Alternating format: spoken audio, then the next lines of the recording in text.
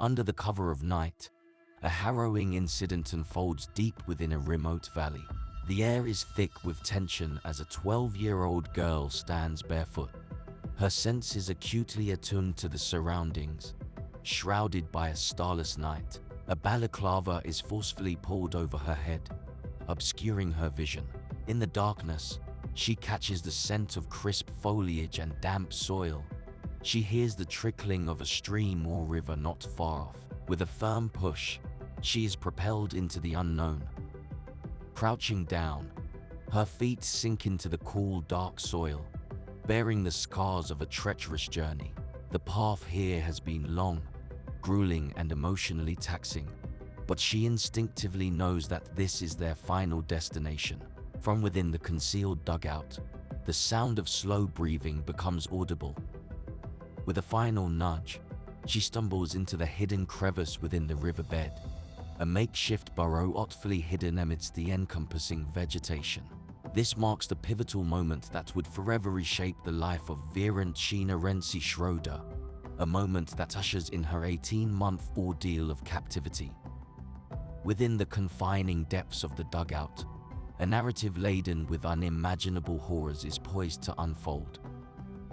Welcome to another episode of Sofa, Mocha, and Mystery. In this gripping series, we unearth the most perplexing and spine-chilling stories from the darkest corners of the world. Today's tale is no exception, as we delve into the enigmatic and elusive life of Johannes Hansie Mowers. For years, this master of disguise managed to evade capture, leaving law enforcement and locals baffled. His story is shrouded in mystery and folklore, with some locals even believing he possessed the power to shapeshift. The pursuit of Mowers was not just a manhunt. It was a journey into the bizarre and the inexplicable. This case begins in the Hemel en Aarde Valley, located in South Africa's Western Cape. Renowned for its awe-inspiring landscapes, the valley is a harmonious blend of natural beauty and agricultural prowess, surrounded by the majestic Overberg Mountains. It's a region that boasts lush vineyards and rich farmland, a testament to the fertile earth that nurtures such abundance. The valley's unique fynbos vegetation, part of the Cape Floral Kingdom, adds a diverse and vibrant ecosystem to the landscape. This area is not just a feast for the eyes, it's also a haven for wine connoisseurs, famed for its exquisite Pinot Noir and Chardonnay. The journey from the Hemel en Aarde Valley leads to Hermanus, a coastal town renowned for its scenic beauty and whale watching. Nestled between mountains and the Atlantic Ocean, Hermanus offers stunning landscapes, from cliff-top walks to pristine beaches. Known globally for its spectacular and based whale watching, especially of southern right whales from June to December, the town also boasts a vibrant arts scene, quaint markets, and an array of charming eateries. Hermanus perfectly complements the valley's natural splendor with its own unique coastal charm. But beneath this idyllic surface, there lurks a story that contrasts sharply with the serenity of the valley and surrounding areas. A tale so dark and complex, it seems almost incongruous with the peaceful vineyards and the gentle slopes of the mountains. What hidden truths lie beneath this veneer of tranquility? How did this picturesque valley, having a name which means heaven and earth in English, become the backdrop for a narrative so deeply unsettling? As we delve deeper, keep in mind the stark dichotomy of this setting, a place of natural paradise, yet one that witnessed events far removed from the tranquil harmony its name suggests.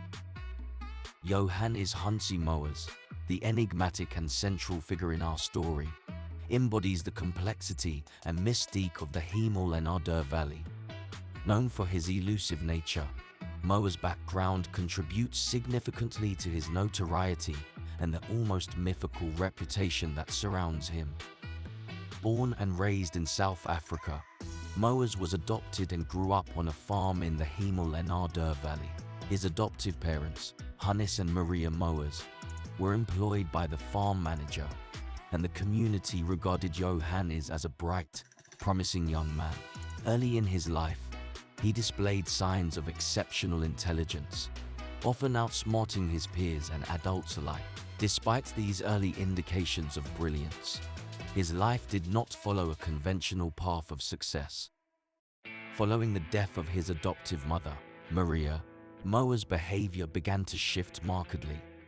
It was also around this time that he discovered the identity of his biological mother, Connie Mars, a revelation that seemed to impact him profoundly. As he grew older, Mowers began to exhibit troubling behavior. One notable incident involved him using a toy gun to hold up his girlfriend, Rose, and others in her home, treating the entire episode as a mere game when confronted by the police. This penchant for manipulation and a lack of remorse became a defining characteristic of Mowers. He fathered a child, Eunicia, with Katrina David, who mysteriously disappeared, leaving behind questions and rumors about her fate.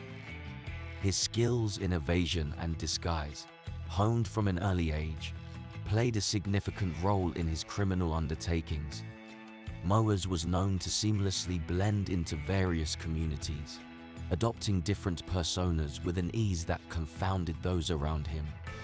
This ability, coupled with his intelligence and deep understanding of human psychology, made him a ghostly figure in the Hemel and Ardor Valley, always elusive, always a step ahead. His criminal activities escalated over the years, culminating in the assault of a young girl and his eventual dramatic escape from police custody in November 2003. This escape reinforced his reputation as a cunning and elusive figure, a specter always one step ahead of the law. Local law often attributed supernatural abilities to Mowers, such as shape-shifting, feeding into the mystery of his character. His actions and the folklore they inspired left a lasting impression on the local community, elevating him to a near-legendary status in the annals of local criminal history. As we delve deeper into the specifics of his story, we are compelled to ask, what drove Johannes Hansie Mowers to this life shrouded in mystery and evasion? How did his complex past and his almost spectral presence in the Hemel and Ardor Valley shape the events that would unfold in this seemingly tranquil place? The story of Johannes Hansie Mowers is a tapestry of intrigue, a narrative that intertwines the serene beauty of the valley with the dark, enigmatic actions of a man who became a legend in his own right. On a December night in 2005, a sequence of events unfolded that would forever alter the life of 12-year-old Verincina Schroeder, known affectionately as Rency. This soft-spoken, kind-hearted girl, who cherished sports and time with friends, became entangled in the dark world of Johannes Hansie Mowers. Earlier that week, at Deep Gut Primary School, where Rency was a student, the police distributed flyers with a photo of Mowers. This small, historic school, nestled among the wine farms of the Hemel and Ardor Valley and educating around 60 children, became an unwitting participant in this unfolding drama. Rency, along with her classmates, was warned by the police to be cautious, especially after dark, as there was a dangerous man at large. That fateful weekend, Rency and her family, residing on their Deep Gut farm, experienced the unimaginable. A knock on the door shattered the night stillness. Rency's father, Daniel, was confronted by a balaclava-clad figure, Johannes Mowers. Despite Daniel's pleas to take what he wanted and spare his family, Mowers had a different plan. He claimed to be searching for his stepfather, a bizarre pretext given the late hour. The situation escalated quickly.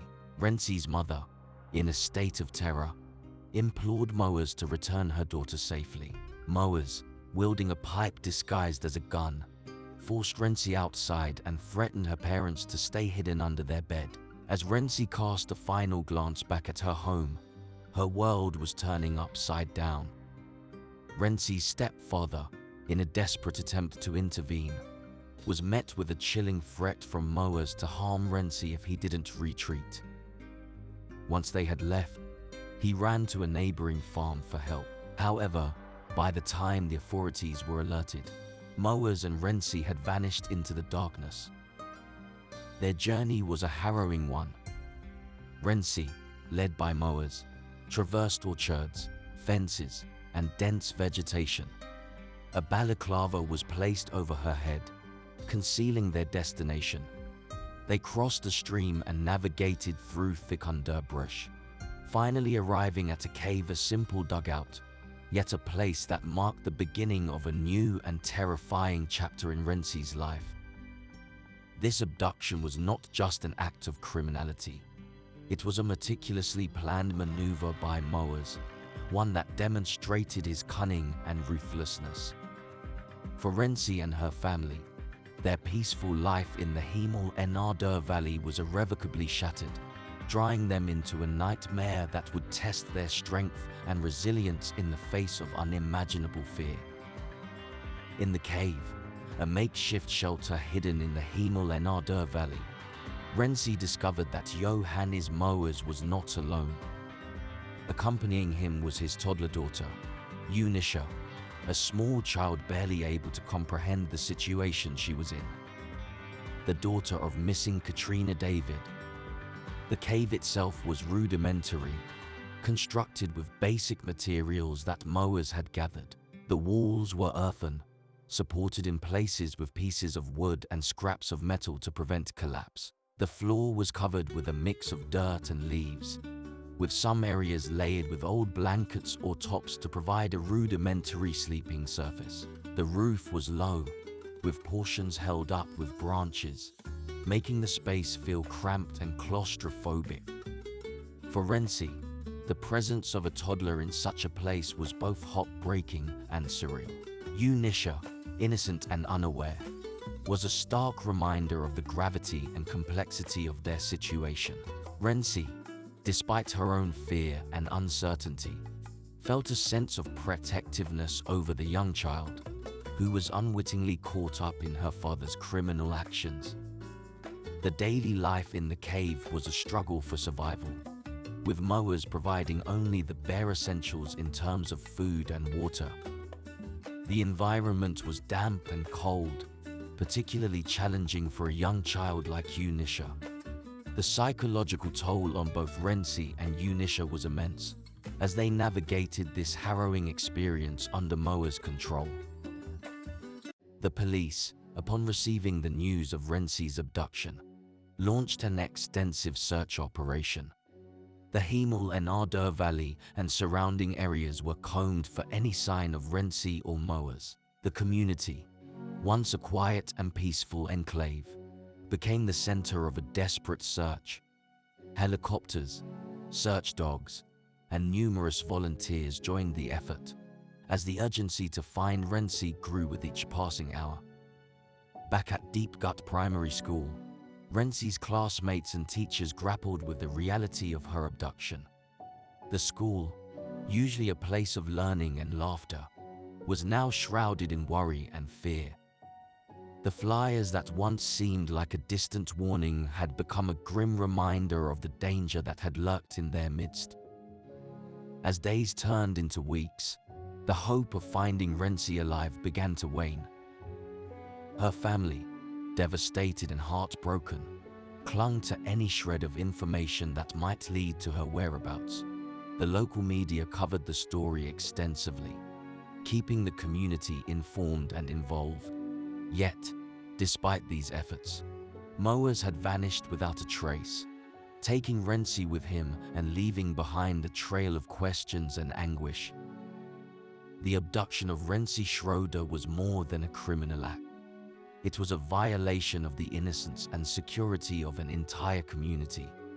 It underscored the dual nature of the Himal-Enarder Valley, a place of stunning beauty and, as this story grimly highlighted, a setting for profound darkness. The search for Reny and her abductor continued, a race against time to bring a young girl back to her family and restore peace to a community shaken by fear. Reny's time in captivity under Johannes Mowers was marked by a relentless series of abuses and a struggle for survival, a scenario that defies any sense of humanity. The abuse Reny endured was both physical and psychological. Johannes would inflict pain in voraciously cruel ways. She often woke up to the searing pain of her legs being burned with a cigarette. Johannes would also throw knives at her as a form of twisted entertainment, telling her not to blame him if she got hit when she instinctively ducked for safety.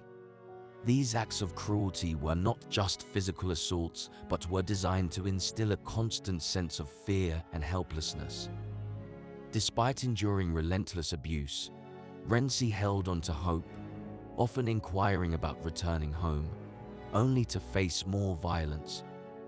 Her unbroken spirit found solace in nightly prayers for protection and reunion with her family. In the oppressive environment of the dugout, Reny navigated Johannes' unpredictable moods for survival, often complying to avoid further harm. Remarkably, she also felt responsible for Eunicia. The initial, strained relationship between the two girls soon became an unbreakable bond, with Reny taking on a motherly role to Eunicia, not only that of one as a wife to Johannes. The bond with the child was a reason for Reny to have hope. Reny would whisper stories to the little girl when Johannes was out, providing the child with some ideals of a world beyond the darkness of the burrow they were now confined to. It was on one such day in January 2006 that Johannes committed another particularly bold and disturbing act. He allegedly assaulted a 22-year-old woman, stole her phone, and then used it to taunt the police, declaring they would never catch him. This behavior displayed his penchant for control and invasion, treating his criminal acts as a twisted game. For Johannes, these actions weren't just about the physical acts of violence and abduction. They were about exerting power and control. His attacks, escapes, and invasions were like moves in a dark game he played, with each successful maneuver bolstering his confidence and reinforcing his belief that he was untouchable. Reny never gave up hope that she would be rescued, but there were many times when she thought that she was going to die in that hole. During this time, although she heard voices and animals right by the burrow, she was forced to remain silent. 15 months had passed, and the police were no closer to finding her or Johannes.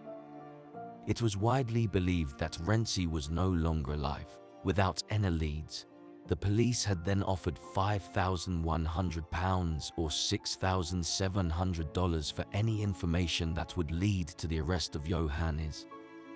Around this time, Johannes was leaving the hole on few occasions, and food was also becoming scarcer. When he did go out, he sometimes brought back a very small amount of food, but not for Reny, only for his daughter, Eunicia. Although Johannes had been on the run before, this time it was different, as he had 2 young children to look after. And although he did not seem overly concerned with their well-being, in a strange way, he did care deeply for his daughter. So, without sufficient food, the children were forced to drink sugar water. Johannes would bring them snails, removing the shells and cooking them. However, this meager diet did not provide the necessary nutrients, especially for Eunicia, who was still a developing toddler. She soon became unwell. Unbeknownst to Johannes, the land near the dugout was being prepared for construction, which would have exposed the hideout. On a Friday in March, the team left for the weekend, narrowly missing the burrow, this close brush with potential rescue, yet remaining undiscovered. highlighted the cruel irony of their situation. They were agonizingly close to being found, but their existence remained a secret. The following day, a Saturday, Johannes Mowers left the hideout where Reny and Eunicia were being held, setting in motion the events that would lead to his capture. Having already consumed a considerable amount of alcohol, Mowers found his way to the home of Susan Mentor, a fellow farm worker, in the early hours of the morning. Upon his refusal to leave after being denied entry, Mowers broke a window and forced his way inside. Recognizing Mowers' inebriated state, Susan formulated a plan. She decided to further intoxicate him, hoping he would pass out, thereby neutralizing the threat he posed. She served him 3 glasses of wine, which he quickly drank. Her plan worked. Mowers soon lost consciousness. Once Mowers was incapacitated, Susan alerted the farm owner, who then called the police. Mowers briefly regained consciousness and attempted to escape, but he was detained by community members. On March 4, 2007, the police arrived and arrested Mowers, then 31 years old. Mowers led the police back to the dugout, revealing the location near a dry riverbed on the farm and the shocking fact that there were 2 girls inside. After an intense search, the hidden dugout, located just meters from an orchard, was discovered. Investigative Officer Captain Kenneth Speed and others called into the dugout, but initially, there was no response. Only when Mowers called out Reny's name did they hear a faint whisper in response. First, Reny's feet appeared, followed by Eunicia's. The onlookers were astonished at the sight of the girls emerging from the dugout. Eunicia, Mowers' daughter, was initially hesitant to leave, showing resistance, while Reny was reluctant, citing her lack of pants as a reason, a manipulation by Mowers to prevent her escape. Captain Speed offered his coat to Reny, reassuring her of her safety, and she finally emerged. After 18 months in captivity, Reny and Eunicia were rescued, emaciated and accustomed to speaking only in whispers. A question needs to be asked. How did Johannes Hansie Mowers evade capture for so many years, especially considering there was an active manhunt out against him? Known as the Phantom, it was a combination of intelligence, manipulation, and a deep understanding of his environment which gave him the upper hand. His methods were both methodical and ingenious, contributing to his elusive reputation. Johannes' knowledge of the Hemel and Ardor Valley and surrounding areas in Hermanus was extensive. He used this to his advantage, meticulously planning his movements to avoid detection. His break-ins were almost undetectable, carried out with a precision that left little trace. He navigated the terrain with ease, often choosing routes over mountains and through rivers and streams, specifically designed to confuse tracking dogs and throw investigators off his trail. Investigators involved in the pursuit of Johannes described him as one of the most resourceful and cunning individuals they had ever encountered. His ability to remain one step ahead was not just a testament to his physical endurance, but also his psychological acumen. Moreover, Johannes had a network of hiding places scattered across Hermanus. These ranged from a simple 2-man tent concealed in bushy areas, meticulously camouflaged with branches, to abandoned houses. He would traverse long distances between these hideouts, often disguising himself with clay or dressing like a woman to mask his identity and blend into the environment. His movements were ghost-like, calculated to ensure he was watching without being seen. His sudden appearances in locals' homes, followed by quick disappearances, added to his mythical status.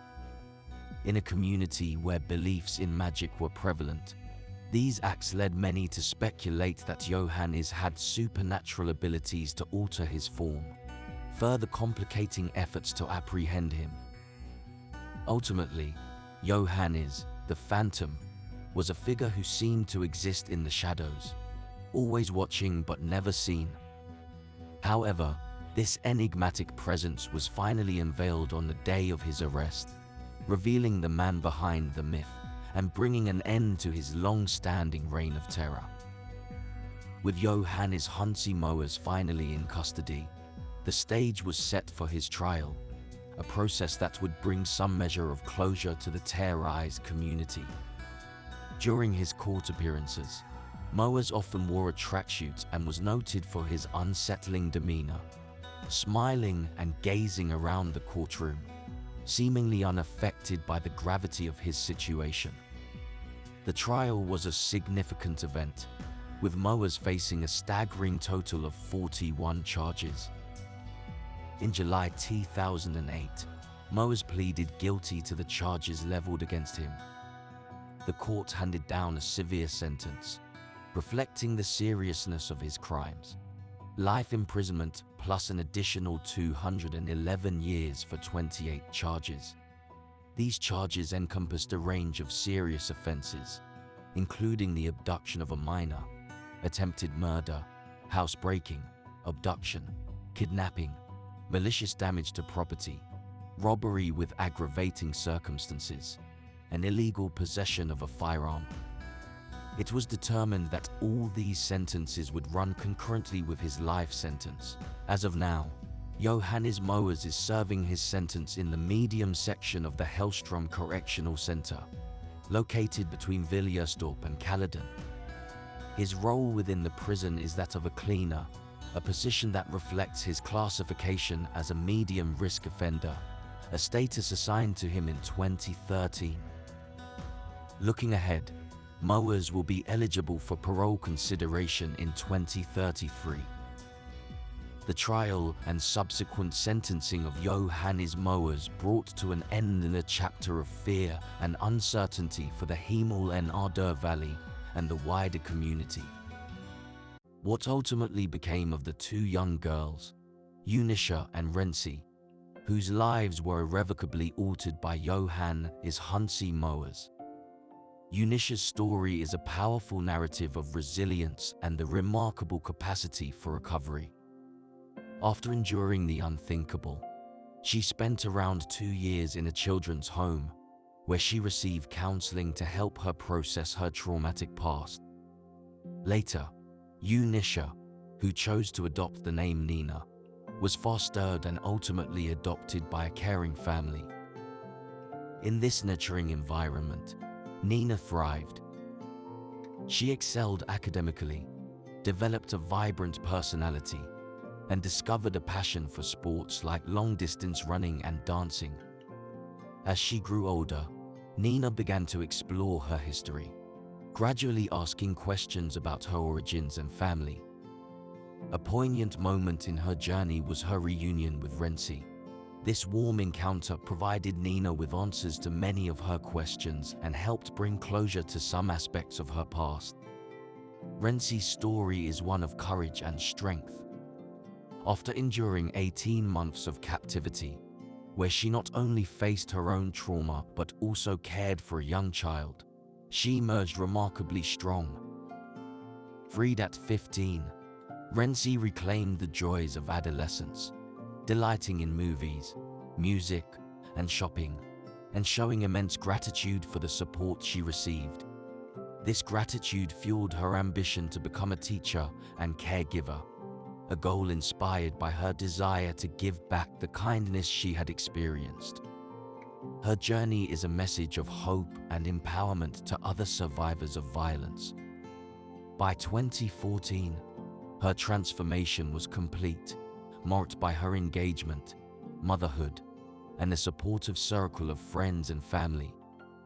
Reny's path from a captive to a contented and loved individual stands as a powerful reminder of the human spirit.